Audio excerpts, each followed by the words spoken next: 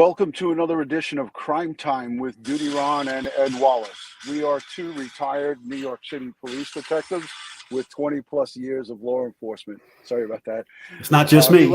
If you like all things true crime related from a police perspective, hit that subscribe button, hit that notification bell, so you'll get all things DutyRon and Ed Wallace when we go live or upload another video. Today we're going to talk about the Marcus Spanevelo, that scumbag who stands waiting extradition from Tennessee back to Florida. We're going to talk about the process and the procedure and how it goes, because not only is Ed Wallace a crime scene unit expert, he is also an expert when it comes to all things police department. But I retired out of the Fugitive Enforcement Division. I did extraditions last 3.5, 4 years of my career. So I am an expert on extraditions, and we're going to talk about it in a minute. But before we get into it, I want to say thank you. Ed and I want to thank all of our Patreon supporters, the channel members, and all of the folks who positively engage in this Crime Time with DutyRon community. You guys are an instrumental part of making this a great place. And we want to say thank you to the replay viewers as well. Ed, how you doing today? I heard you got some good news. I got some bad news. Let's talk about it. Yeah, folks, I got some good news. My doctor called today, and no cancer, nothing to be worried about. Oh, well, I wouldn't say nothing to be worried about, but he said it's a inflammation caused by acid reflux, and so he prescribed some acid proton pump inhibitors instead of the over-the-counter stuff. He needed something a little stronger to control this acid reflux. So thank God it's not the big C again, which I was definitely worried about. But now, Ron. Yeah, so I'll take over from here.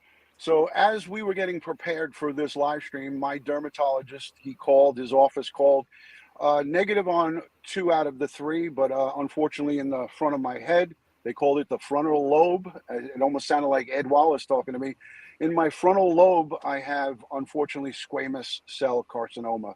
Again, it's the second level of skin cancer. It's not basal cell, and it's, thank God, not the M word, melanoma. Squamous cell is a dangerous form of cancer that can lead to melanoma, and it is in small percentages of instances deadly skin cancer. So I am going to schedule a couple of different things. I got a consult tonight. I had 12 stitches in the back of my head the last time I had it a few short months ago. But, you know, not the worst case scenario, but not what I wanted to hear, folks. So I'm happy for Ed Wallace. And again, I'm going to fight through this, and we're going to get rid of this piece in the front of my head. And we're going to go from there. Unfortunately, this is where we're at. But let's move forward. I don't want to be a Debbie Downer here. We're going to be talking about Marcus Spanevelo. I hate to even mention his name, but I thought that it was very important because so many people are speaking about this extradition hearing. And before we get into it, Ed has a little piece that he's going to play for you guys. He's going to set it up for us. This is going to show you a little bit of his hearing. And before you guys see this, I want you to know, Ed and I both watched this, and there was many cringe-worthy moments. But watch the defendant, and I'm going to call him a defendant, which I should be calling him a piece of garbage, human garbage. But watch Marcus's hands and the weird things that he does with his hands when he starts bringing up his daughter. And this is going to show you how much of a narcissistic, control, evil monster this guy is. Even when he's caught red-handed, he's still trying to delay the process. And that process will not be delayed. He will not be able to control it. We'll get into that in a minute. But watch how he works and how he uses his hands and uses his own daughter. Not only did he allegedly kill his daughter's mother, but now in custody, he's still trying to keep control and command. And as Ed and I talked about, he's not going to win at that game. So Ed, if you can cue that up, everybody. Okay. Here we go. Ed Wallace is on the control, so bear with him. He's working his magic. I know he can do it. It's just that, it takes a little time to cue it up. He's no DutyRon when it comes to this stuff. Everybody see it? I could see it.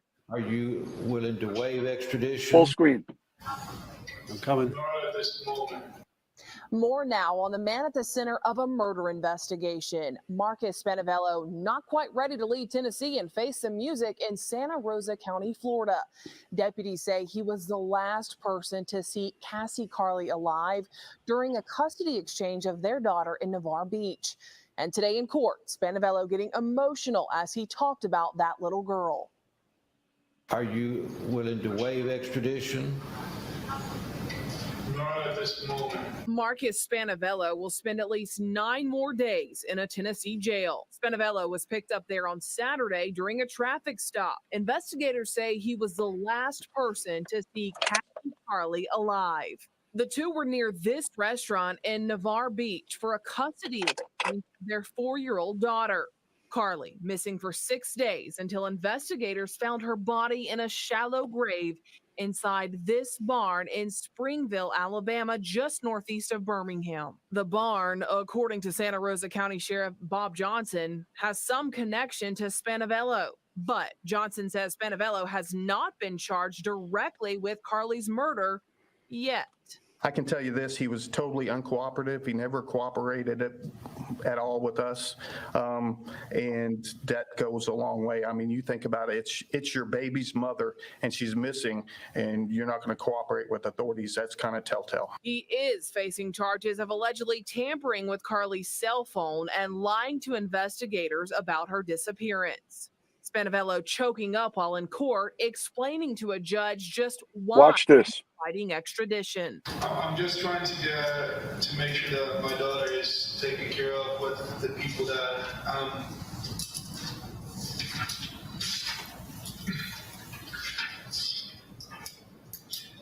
looking for. In the meantime, Raeann Carli says she's fighting for custody of her sister's 4-year-old daughter, adding that Carli's legacy will live on through Sailor. She will shine through Sailor. That is the one good thing we are looking forward to. We will always have a piece of Cassie with Sailor and look at her and be able to remember Cassie's bright smile that just lit up the whole room and hear her laugh in our hearts and keep her memory on. Spanevelo will be back in court April 13th to review that extradition status. And right now we are waiting to find out just how Carli died. So there you have it, folks. Thank you, Ed. You did that freaking awesome. You, I'm telling you, you always amaze me. And I know when I first did that, I was like scared shitless. But you did a great job. You're definitely. I appreciate that. Yeah, I am a bit of a techno geek. Yeah, so that there you go.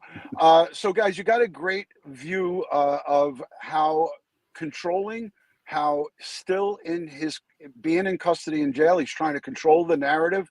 It's not going to work for him. Some of my sticking points is that Sheriff Bob Johnson, the Santa Rosa County Sheriff, as we saw on that presser, and he said that he had no cooperation from beginning, from the get-go, and that is a telltale sign in the investigation and law enforcement field. Ed, any thoughts on that? Oh, absolutely. And you see the acting job he did. I mean, you know, he tried to pretend to be all choked up and was wringing his hands and a little teary-eyed. But the control is there. I'm still concerned. I want to ensure that my daughter stays with the people that I choose. If he was so concerned about his daughter, then why the hell did he take his mother, the daughter's mother, away from her? Why did he do that? So again, this is just all smoke and mirrors. This guy's a piece of garbage. And as the sheriff said it, I hope he gets the needle. Guess what? If there was a firing squad, I know Ed and I would. Well, I know I would volunteer for it. I hate to put you in on that one, but I would volunteer for the firing squad on this guy. Piece of shit. Well, folks, if you don't know what a sociopath is, look it up. It's a personality disorder, and narcissism is the main part of it. Okay. Yeah. His conscience isn't functioning like normal people's conscience, and he knows what he did was wrong, but yet he does it anyhow. That's not to be confused with a psychopath. Okay, because a psychopath doesn't. It's all about the psychopath. Their conscience doesn't work at all, and they don't think anything they're doing is wrong. Exactly. So I want to just say quickly, I want to just go over the extradition process. And this is how it works in the Northeast. It doesn't vary much when you go to California, when you go down south to Florida and some of these southern states. It really doesn't vary much. So a FOA, which is for other authority, it's an arrest. Let's just say if I was a New York City police officer or a New York officer and I had somebody on a car stop and they had an arrest warrant, a felony arrest warrant from Virginia, we would call Virginia. We would say, hey, we have your suspect. We got him in custody. You got X amount of days to come and get him. Let us know what your intentions are. Otherwise, unfortunately, we can't keep him here because we don't have the charges in our state. So in this case, it was a little different. Detectives traveled from Florida. This was a joint investigation with the Tennessee Bureau of Investigation. They traveled, they went, and they were surveilling, as Sheriff Bob Johnson said. So this was a little bit different than just a straight out car stop. Some of you guys might think that he just was pulled over in his car fleeing, but they had him under surveillance. And these are words, not mine. These are words coming from the sheriff. Ed, you heard it yourself. So they had him under surveillance and they took him down on a traffic stop in Tennessee. But because Florida police were there and Florida law enforcement was there with them, it still didn't give them the authority to take him and travel across those state lines. There needs to be the judicial process. He needs to get arrested there. He needs to be processed, have that extradition hearing. It's called a formal extradition hearing. And all it is a judge that tells the defendant, is this your name? Are you Marcus Spanevelo? Is this your date of birth? Are you aware that you stand charged with the official charges?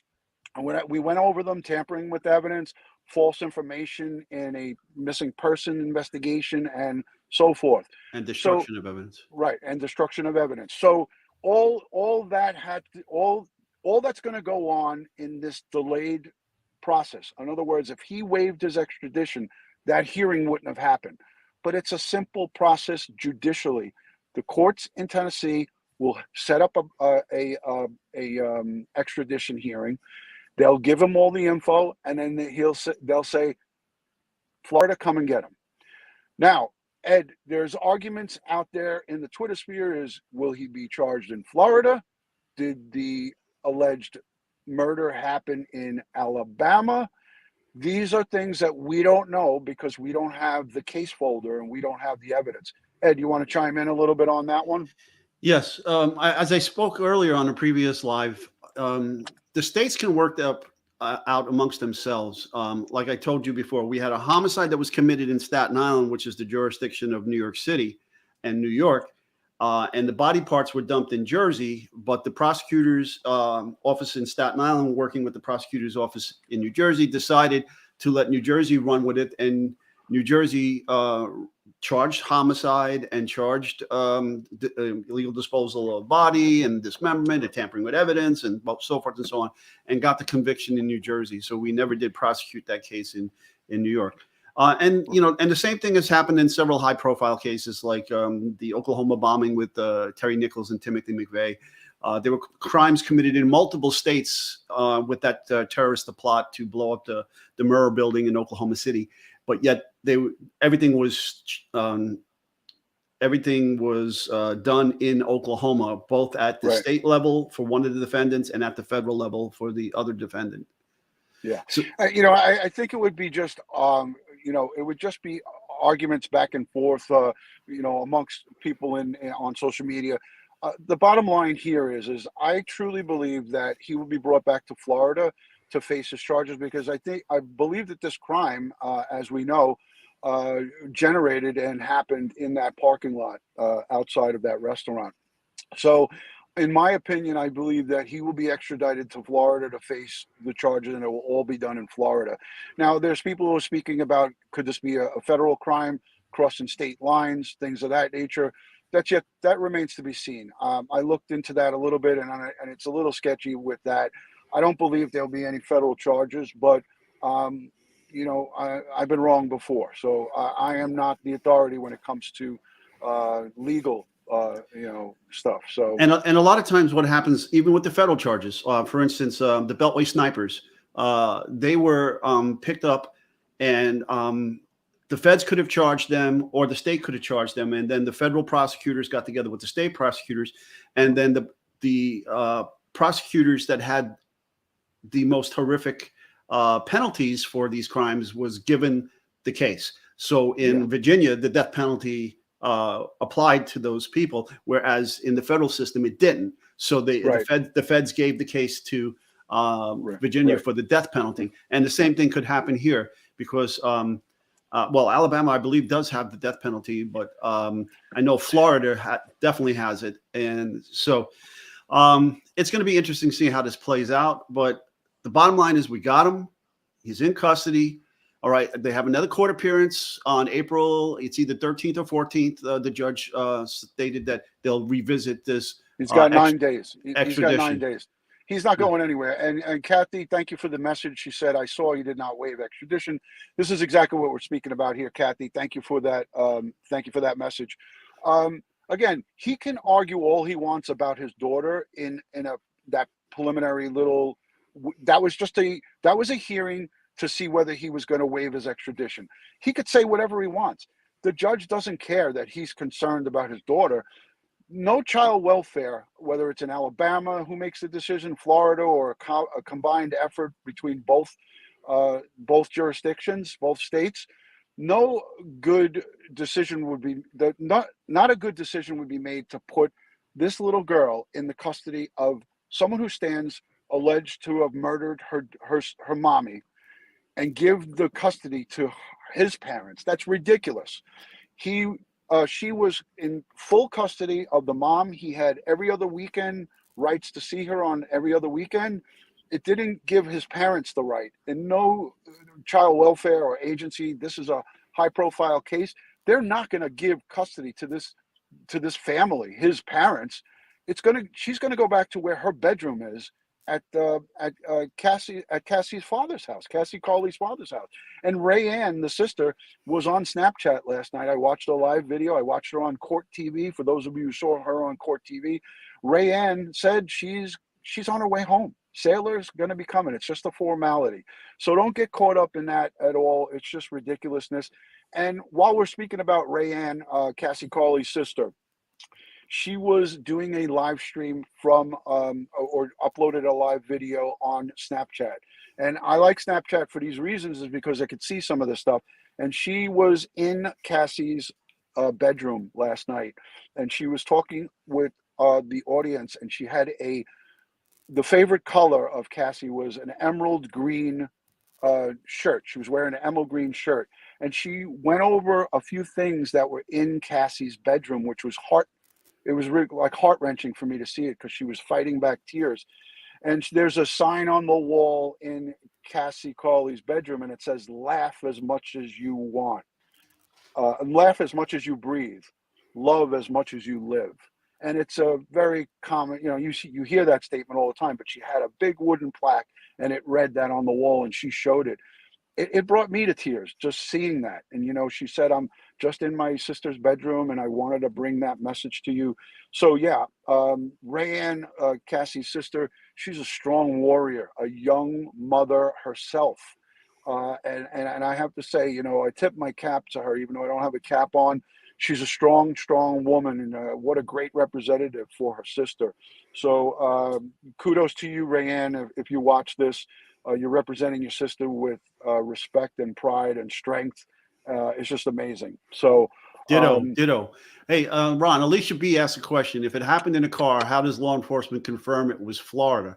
Well, it may not be able to do that. They may not be able to do that, but again, it may not matter. In this case, it may not matter. Right. There's going to be so much forensics involved in this. We heard, unfortunately, and if you're suffering from PTSD or anything of that nature, we're going to talk about a little bit of stuff that's a little bit touchy here. But we heard Sheriff Bob Johnson say that Cassie was recovered in that farmhouse in a shallow grave. Okay? In a stall, in an animal stall. Yeah, Right. They had gotten a warrant to go in there and do that. Okay. Right. And it's not a Florida warrant. It was an Alabama warrant. So again, the synergy of two different law enforcement agencies from two different states working together, and they got the warrant and went in there and saw the disturbance of the soil in one of the stalls and found the shallow grave. Right. And, kudos to the Tennessee Bureau of Investigation, TBI, Florida, the Florida folks, the law enforcement in Alabama, working collaboratively with the state, local, and federal. Again, we talk about this so many times in previous live streams, but it's so important that us as civilians understand that, these collaborative efforts, they don't happen easy, and it takes a lot of man hours and a lot of work, man and women hours. You can't forget our women in law enforcement as well. So it takes a lot of man and woman hours to put these cases together and to bring these perpetrators to justice. The wheels of justice are just starting. Ed, and you and I spoke about this before. There is so much more that is going to be uncovered here and unfold here in the next weeks, months, days, year, during the course of this year, in this case. Forensics, computer forensics, all kinds of different things, and witnesses, statements from testimony and statements from different people who observed activity and action. You heard her brother and her sister say, if Cassie told us, and I'm only repeating this because they've already said it, you can't take it back. You've heard them say, she told us in no uncertain terms, if something happens to me, it's Marcus.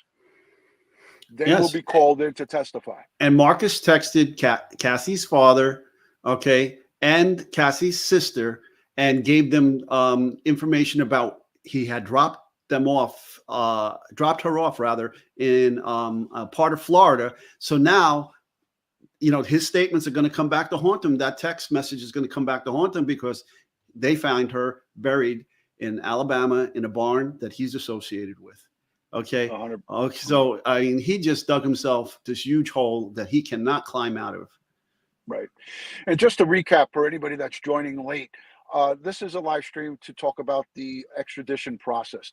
I, as a New York City police detective, working in the Fugitive Enforcement Division, we called it the FED, the Fed. When we worked in Fugitive, I handled cases like, not exactly like this, but cases just like this with extraditions with outside agencies, and it goes smoothly. The only thing that delays these things is medical. So if your prisoner is not medically cleared to travel, and that's a game that this guy could play, and I'm not saying it because it's a trick or a secret, but it's because it is well known out there. A lot of these scumbag criminals utilize this as a delay tactic. You and I, Ed, saw it when we made those summary arrests on the street, and someone said, I don't want to go back to Central Booking. I don't want to go back to jail. I'm sick. Take me to the hospital. What does that do? It delays it for a day or two, if that. And it's just a cowardly act.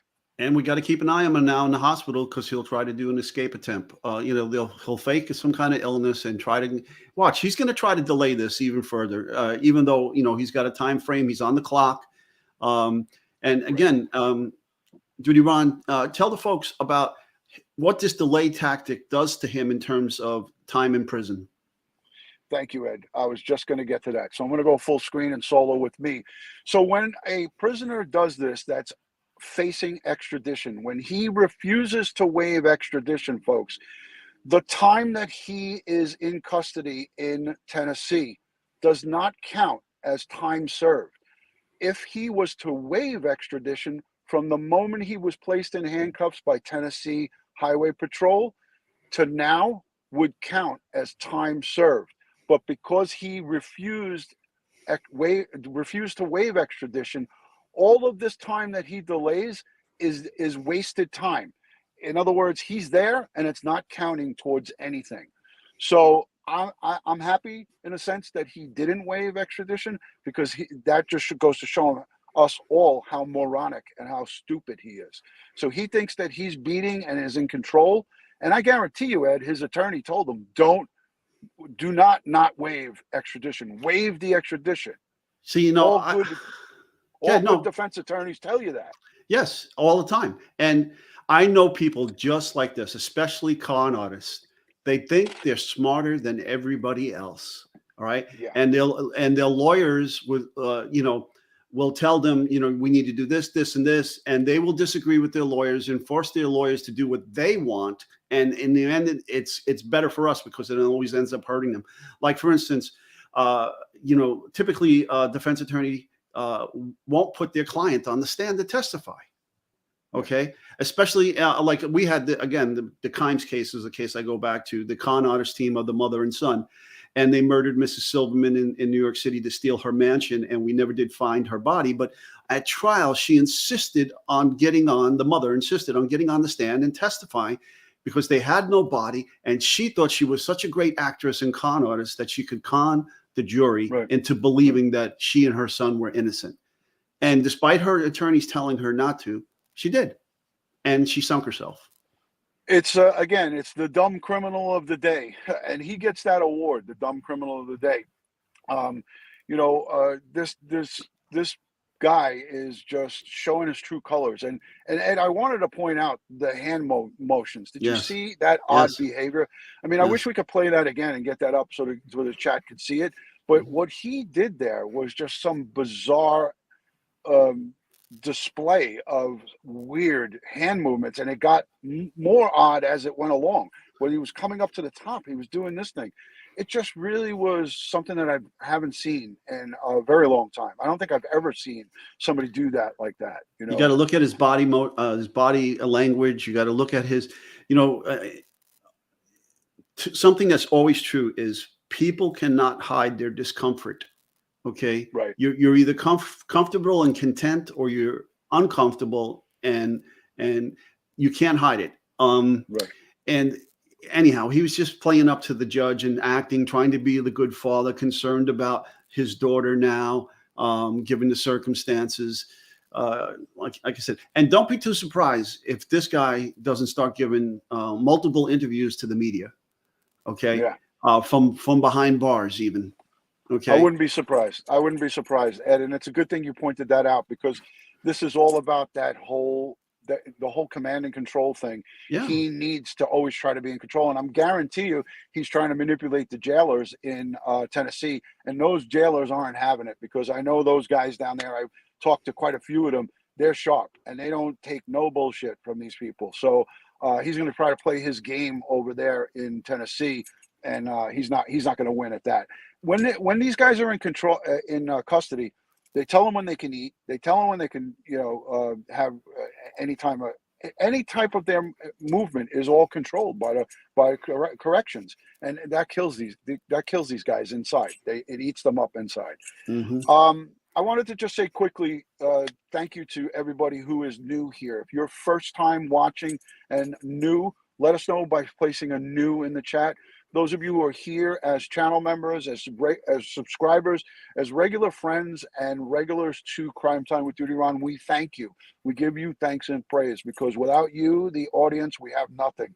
The information that we share with you, Ed and I, comes from years and years, decades upon decades of experience in law enforcement. But as you know, in our retirement, we have not stopped learning about law enforcement. Ed teaches courses. He goes across the country. Sometimes he goes outside of the United States, giving his courses and lectures on various different aspects of law enforcement. And this is invaluable, Ed, and I thank you. I'm still working, Ron. I still get contracts to process crime scenes internationally. I did a serial killer down in Turks and Caicos. I get hired by governments. I did an Abu Dhabi assassination attempt. So I'm still out there working, and I'm working as a contractor for the federal government, doing counterterrorism forensics all over the world. Fantastic, Ed. And that's why I implore each and every one of you, if you're not yet subscribed, consider subscribing by hitting the subscribe button. It's free. And if you don't like what you see after 30 days, you can simply unsubscribe. There's no restocking fees. There's no handling fees. Ed and I don't charge any upcharges. So give us a try. 30 days, I guarantee you'll love what you see here on Crime Time with DutyRon. Ed, would you be kind enough do you still have that queued up? Would you be able to play that piece again for folks? Okay, I got to go get it. Hold on. It's okay, no problem. I'll put myself solo while you do that. All right, I'll get it. Again, folks, I just wanted to say this real quick. As far as this case goes, and we could look at parallels to Chris Watts. We could look at similarities in this case to some of the previous cases that we spoke about. But I want to reassure you that no two cases are ever the same. No two cases are ever the same, and the investigative work that goes on behind the scenes in these cases, it is grueling. It is time consuming. It is emotional. And the men and women who get involved in these cases also get involved emotionally with the families. So you have to understand that, not only is this these long man hours, this plays a lot of mind tricks on the investigators who are there hunting down evil. These are evil, sick monsters. Ed, are you ready? I'm ready. All right. So for those of you who are coming in late, this is going to be a short video of Marcus Spanevelo at his waiver of extradition hearing, which he did not waiver. He did not waive his extradition. So Ed is going to play this little piece. It's only about 2 minutes. Thank you, Ed. You're doing a great job. All right, here we go.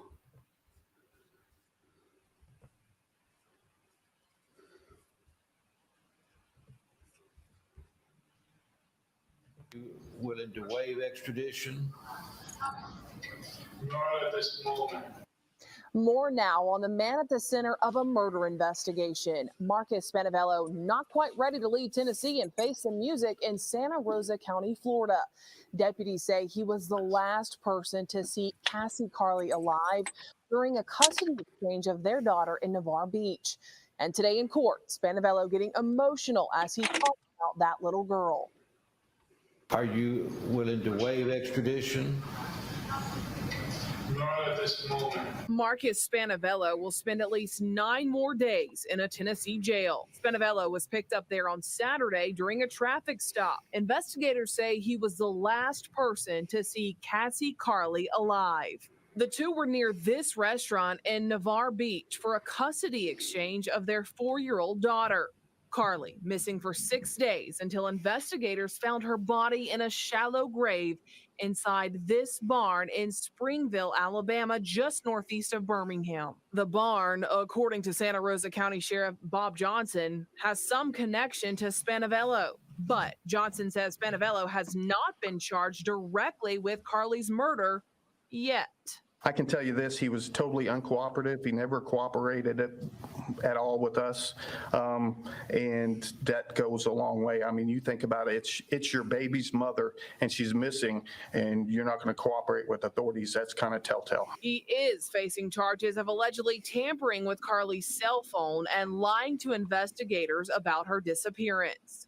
Spanevelo choking up while in court, explaining to a judge just why he's fighting extradition. I'm just Give me a break. make sure that my daughter is taken care of with the people that I'm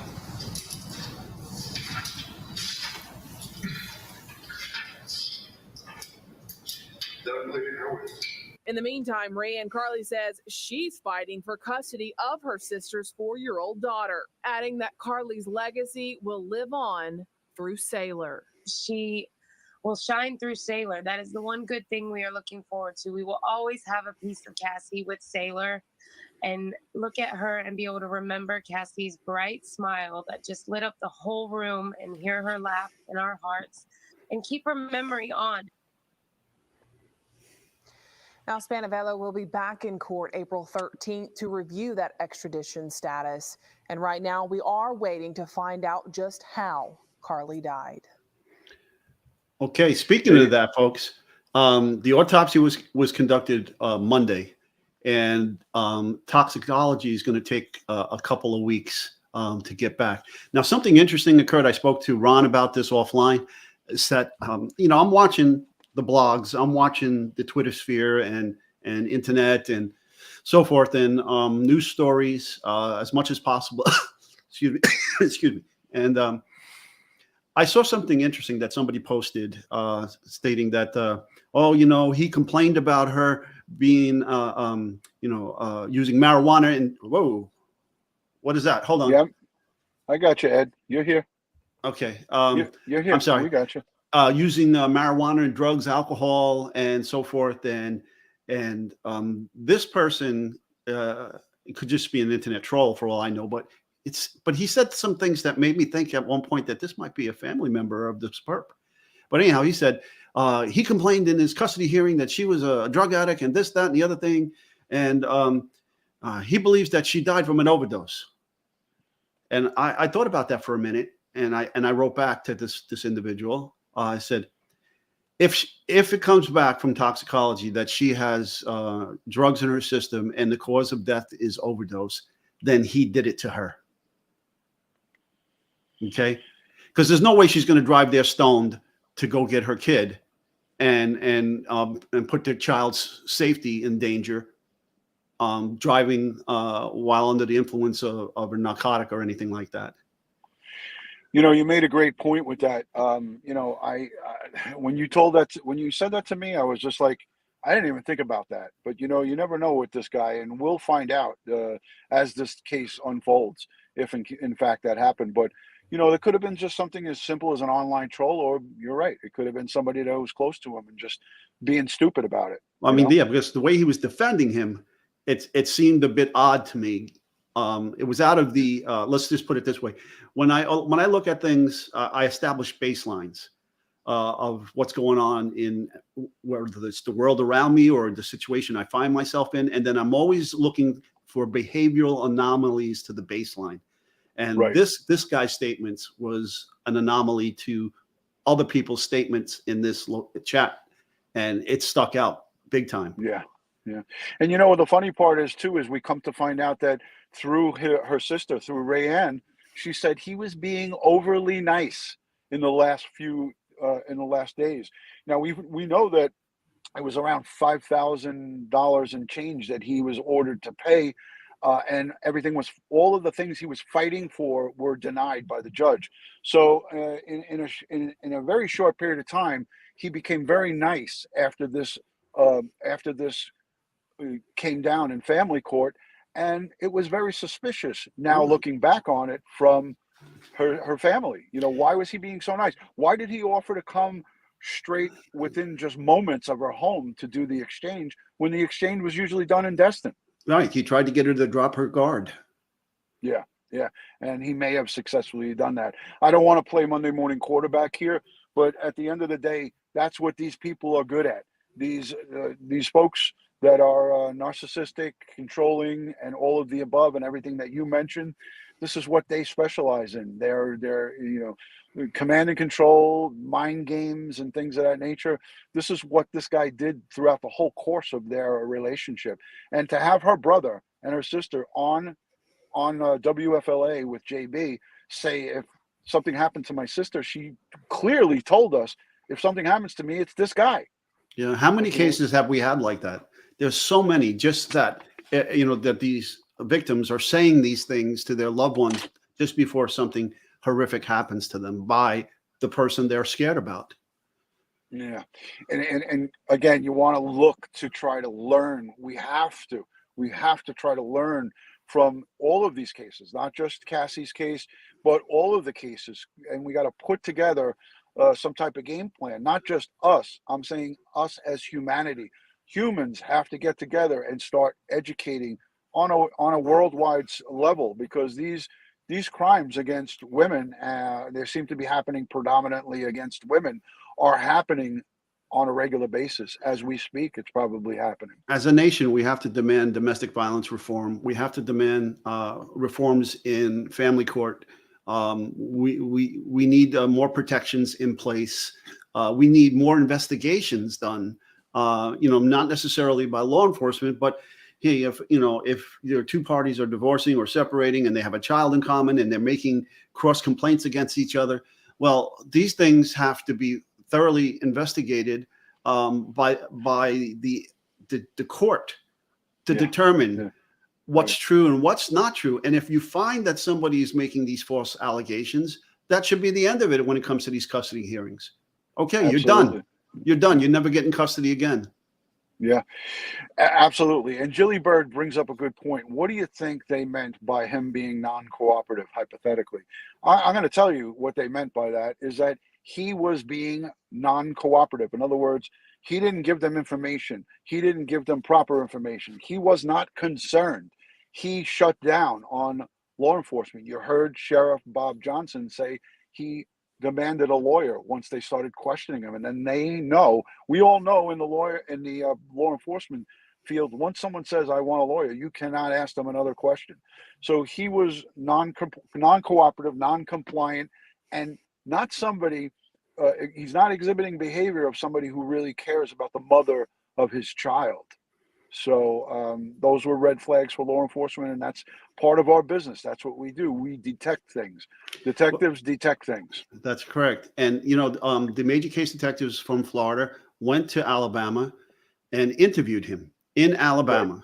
And right. They had Alabama's child services come and check the daughter. Now, again, I don't understand the nuances of this, but it just seems to me, but I don't know the entire legal statutes associated with this, that if he was in violation of his court-appointed visitations and he was beyond in possession of his daughter in Alabama, outside of the scope of the court-approved visitation, how was he allowed to maintain custody of the child after the major case detectives interviewed him and went back to Florida? Yeah, those are questions that we mulled that around ourselves. And maybe they did take the daughter at that point, because it's really, the reports are sketchy on this. So we don't know, Ed. I don't know 100%. But if they didn't take the daughter at that point, then there is definitely something wrong. Yeah, so, but then in the car stop in Tennessee, the sailor's in the car with him. Yeah, so that's telling us clear and evident that something's wrong. So we'll look into that a little bit further. But yeah, I mean, there's everything is far from perfect when it comes to all of these kind of cases, and we need to do better. We need to do better for the safety of that child. He should have not had her. If they did come in contact with him, like you said, those are things that smart investigators would think about. And I'm hoping and I'm praying that there was some good reason why they didn't take her. So. But anyways, I wanted to switch gears just for a second, because we're going to get ready to wrap. By a show of hands in the chat, how many of you have seen WFLA report on a child welfare caseworker in Florida arrested yesterday? By a show of hands, who saw that report? I certainly did. WFLA Now reported on it. We had a child welfare worker in Florida, a veteran, training a rookie female caseworker in the field. She was fudging reports. She was writing that she made contact with parents or subjects, and that she did interviews when she didn't do those interviews. Okay, a lot of you have seen this report. I am going to play this for you on another live stream. But who has seen myself, yours truly, and Ed Wallace make suggestions that child welfare workers and anyone who does case studies or case investigations to wear body cam footage? What did we hear the sheriff down in Florida say that they are instituting? What did we hear them say? That they already have body cam footage on 43 child welfare workers in a pilot program. Now that's progress. And that's something that I spoke about in the Harmony Montgomery case. So I think that that'll help keep accountability for people like this woman who was arrested. She got arrested. Make no bones about it. She got arrested because she was falsifying reports. And who does that hurt? These little babies, these little kids. It's disgusting. It's despicable. And I'm so happy that somebody in the law enforcement community stood up. I know they didn't hear me say it, but you definitely heard me say it here on this channel, that my suggestion was to have all across the United States, every child welfare worker who has put their hands in a case and coming into people's homes to give a clear and concise view to a judge, a family court judge, and let them see what the caseworker is seeing. We do it with our police. We got to do it for our children. You know, the funny thing about that, Raeann, is the body cameras is all the people that were screaming they wanted law enforcement to have body cameras because of all the illegal activity alleged by these people of the officers committing crimes and so forth. Now that the studies are out about the use of body cameras, and the body cameras are showing that for the majority of the law enforcement officers, they are not doing what's alleged. And now the same people that were screaming for them want them taken away. Yeah. Crazy. It just doesn't make any sense. Ed Wallace and I would like to thank each and every one of you for watching the replay, for considering giving this video a thumbs up. Please hit that thumbs up. Let's get the algorithm tickled a little bit. The quicker we get the thumbs up over 500, it helps to send it out into the suggested feeds. I think it's important that people that are following this case and cases like this closely learn about the extradition process and what it entails, how the perpetrator loses when they effectively do not waive extradition, how the time that they've spent in custody does not count towards their ultimate sentence going forward. And if they don't get sentenced, that's a whole nother thing. It just, then that won't even matter. But we, in this case, that we're going to see guilty verdicts in all of the charges brought forward on this perpetrator, this piece of human garbage, Marcus Spanevelo. The sheriff called him something nice. I call him a scumbag. You call him a human garbage. He's not human. He's subhuman. There you go. I think that it's important that we know about the process and not listen to what some of these internet folks talk about, and that he's going to win and that he's going to, no, he's not winning the battle. Once the long arm of the law grabs you, hold on, let me go to my prop. Ed, you know what I'm reaching for here. Should I go get mine? Should I go get mine? Where is he? You might beat me to it, damn it. Once the long arm of the law, once these come out, it's a wrap, guys, for the most part. We hope and pray. Like people like this do not do well in general pop if they get convicted, because they are not in control of their lives, and they go nuts inside the can. Yeah. I'm just so happy that he is behind bars and he's not in a familiar state in Tennessee. He's not probably having a great time over there. Of course, Anthony Ganji, we could talk to him and Connie about, his treatment in corrections. They're going to look to try to protect him.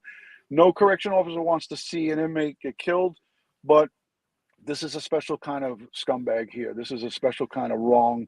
This is a guy who just has nothing. There's just nothing. He's empty. His head is empty. This guy is just a menace to society. He does not deserve to see the light of day or breathe the air that we breathe. He is a danger to the community and doesn't need to be anywhere. And like you said, you got to keep a close eye on him. You got to keep him if he goes to the hospital. You need to keep multiple people on him and make sure that he stays behind bars where he belongs. I hope he gets used to that color orange. Exactly. White and orange is really good for him. Any final words, Ed, for the crew? Well, hopefully he won't be there long enough to learn the words to Rocky Top, and Florida will have him back in Florida. And then this case will be busted wide open. There you go. And I want to say special thank you to some of the folks coming in, the channel members. Nothing But Love is here. She's showing her hand. Thank you, Denise. Lieutenant Pete Pranzo, I just want to take this minute to say hi to everybody. Sun and Sea, great to see you. Matty Boy Sully, always here and hanging out with us. Karen Barton, she is always here and present. Anil, am I saying that right? Anil, and okay. Hello to you, Olmsted. Miss Kelly, good to see you. Thank you for joining. Rocky is here. Our good friend Rocky Pastorino is here hanging out with us from the state of Nevada. Black Rose 11, thank you. Thank you for all you do. KT. Dawn Marie, thank you for being a great moderator along with all the crew. Dr. Ed Moskowitz. We never know if it's Julie or Ed, but I think this is Ed right there. So Julie would normally put like some flowers or some kind of hearts or something like that. Ed's not doing that. Alicia B, a big fan of Crime Time with DutyRon and Ed Wallace. Alicia B is always reading books and sitting on a boat, relaxing and kicking back. But she says, I've learned a lot about Sweden, knowing my friend for almost 25 years. They're talking about his Swedish ties. It's not going to get him out of this one. That's another thing. I'm not even going to go into that. Lily Bonnick is from Canada. Good to see you. We love our Canadian friends. Jeffrey Crowley, thank you so much for always being here. Sergeant Friday. What do you do on Saturday? You become Sergeant Saturday? Good to see you, Sergeant Friday. That was just a joke. No, when he gets promoted lieutenant, he becomes Lieutenant Saturday. Lieutenant. Nikki Bella, thank you for always being here and hanging out with us. We love and respect all of our fans and friends. Forsakes Alive, a name that I see all the time. Lori J, thank you. I'm just highlighting everybody. Paul Peck Drywall, that is a 200,000 subscriber channel. Paul Peck Drywall has a great YouTube channel. If you want to learn everything about drywall repair, this is your guy, Paul Peck Drywall, right there. I have a hat from him and a shirt. He sent me a whole bunch of merch. Guy's freaking awesome, and he's a channel member as well. So how about that? We got to get around him, Ed, so we can get to 200,000. Paul Peck Drywall, congratulations on your accomplishments. We got to do some do-it-yourself projects. There you go. We'll go out. We'll go out and lock some people up. Yeah, we could lock some people up, and we'll break some drywall over their head, and then we'll have Paul Peck fix it. Just kidding. That was a joke. Hello from Perth, Australia. Good to see you. Put another prawn on the Barbie, and I'll be right over. Me and Ed will come right on over. Jules Cares, good to see you. Good morning. Fremont Pathfinder, good to see you. Thank you for joining. Butterfly Diana, love and respect. Love you, Kathy. Black Rose is here. I need to subscribe to Paul to fix my own home. There you go. I mean, he does amazing YouTube shorts. That's his success. He does really good YouTube short videos. Let's see who else is here, and then we'll wrap it up. Ed, I know you probably have to check the Hang Seng and see how the markets are doing. Hey, Pauline, Sheila, you're right. Drywall is an art. There you go. Sheila is checking in. She's saying, hi, Ron and Ed Wallace. Florida loves you. We love Florida right back, man. I hope to retire to Florida sometime soon. Yeah, my heart's in Florida, but unfortunately, my body's still here. Yeah. We freeze it out every winter. Oh, hey, did you see what the mayor of New York City did? I did not.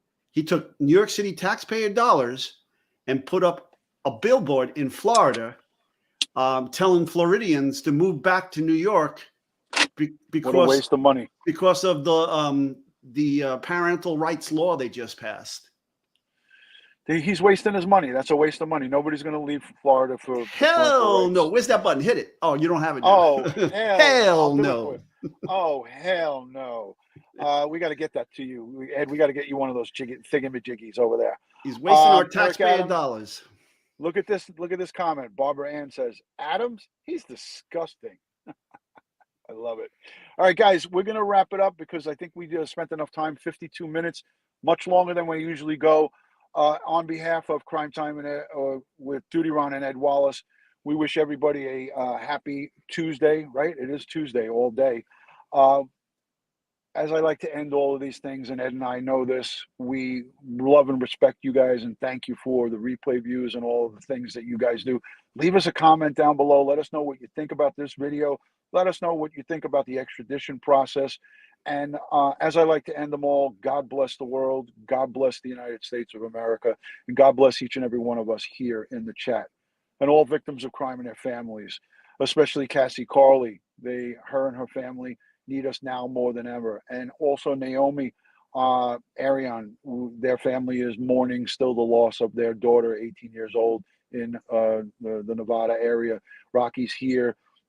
Casey, her brother, and the rest of that family, they need us now more than ever. So let's give them prayers, strength, and positive vibes.